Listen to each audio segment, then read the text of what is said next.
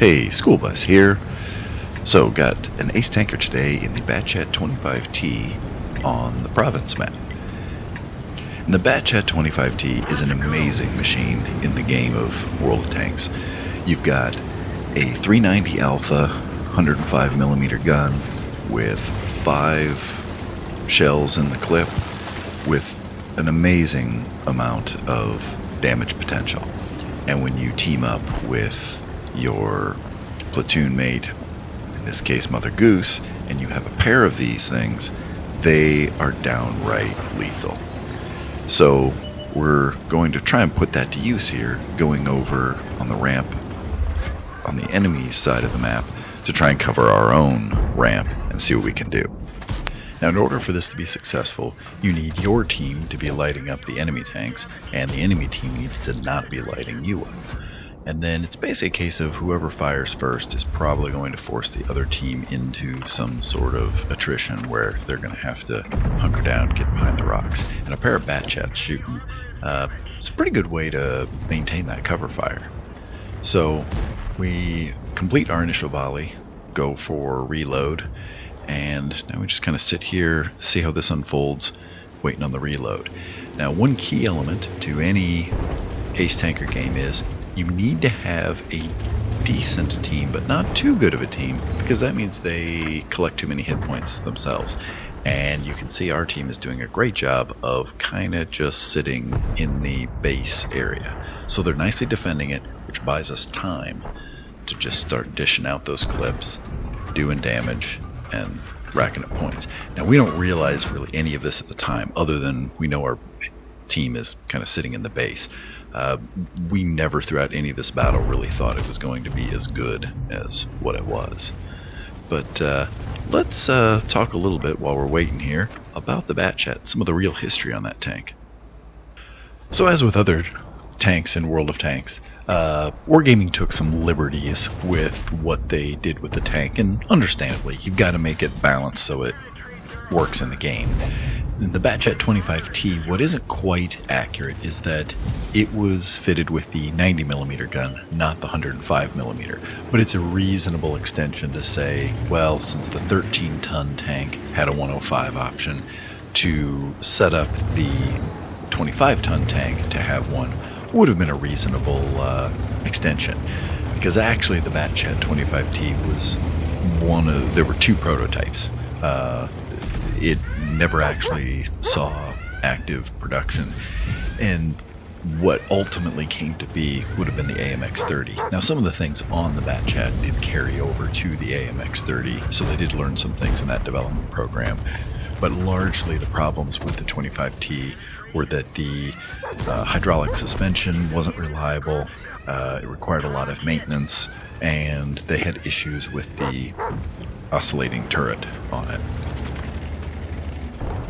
Getting back into the action here for a moment, I make a critical mistake here where I go to peek out again, and unfortunately every gun is pointed at me.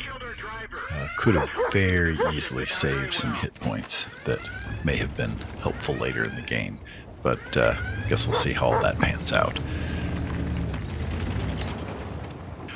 One cool bit of trivia about the 25T and its relationship with World of Tanks and the World of Tanks community is that a picture surfaced a few years back where it was actually in 2004, there was a picture that was taken where you could see in the background there was a Batchat 25T. Well, then World of Tanks comes onto the scene and we have this awesome tank in the game, and that picture began to show up a bit again, and there was an outcry from the World of Tanks community that, hey, there are no Batchat 25Ts that anybody can see in the world, and there's this one that's rusting away in the back of a museum somewhere. Couldn't we restore it? And so, good news is funds were raised, and in 2016 they actually completed the restoration of a Batchat 25T, and now you can go and view it at I think it's the Saumur, Saumur Museum. Not actually sure where that's at. I suspect it's probably in France. You can also see a 13-ton and an ELC AMX prototype also at that same museum.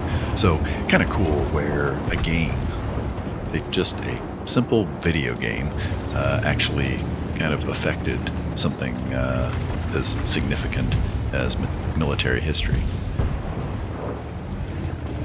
So at this point, Goose and I have hit a point where we realize that our 25Ts are not really being very helpful. You really need to use this tank in more of a, I'd say more of a shock and awe type of situation. And peek-a-boom tactics do not work well with this. You don't have any armor. You don't have a really high alpha gun. You're much better off to regroup, go do something else, and then come back. So we're going to go to the other side of the map and try and push a massive overmatch out of our own base. Also, sometimes it takes situations like this for a platoon to do something kind of brave, lead the charge, get everybody behind it, and we're hoping that this will play out here. Note that the enemy tanks tend to have pretty low hit points at this point. We were personally low on hit points, and the enemy team had a lot of hit points. This would be suicide. So do keep that in mind. So I think about here just making a run, blasting straight through, but then I decide that no, there's too many guns already pointed at me, and I chicken out. So now I'm just waiting for somebody to peek out here so I can take a good shot. And I do right there, but I'm just a little bit too late. But bingo, got one down now. I need to clip, so something that I advise in autoloaders that have mobility is utilize your reload time as an opportunity to change flanks. And again, that will allow you to capitalize on your element of surprise. The enemy isn't necessarily going to assume that you are going to move to the other side of the map. But when you're a fast tank, and when you're in an autoloader where you're just wasting time anyway reloading, hey, you might as well take the enemy by surprise. So we cross back over. We do a little bit different of a loadout. This time I go up this middle road. Goose runs down along through the valley, because at this point we're pretty well convinced that nobody's watching valley anymore, or if anyone is, they aren't very significant. Now, at this point, I come up on the Scorpion G, and you will see in a little bit here, at least from my perspective, he does more harm than good. I mean, already earlier you saw where he baited an RD shell that ended up hitting me, which was unfortunate. And you saw him right there, he kind of ran into me. Now he blocks me. Thankfully nobody's trying to shoot at me. And then he proceeds to just kind of drive off the cliff and lost most of his hit points. I didn't really pay attention to him from this point on. So now that I'm a little low on hit points, I don't want to take any more hits here. So I'm just being patient. Arguably, I could have jumped out and dumped a lot more shells, could have done a reload prior to this point. Probably could have racked up more damage than what I ultimately do.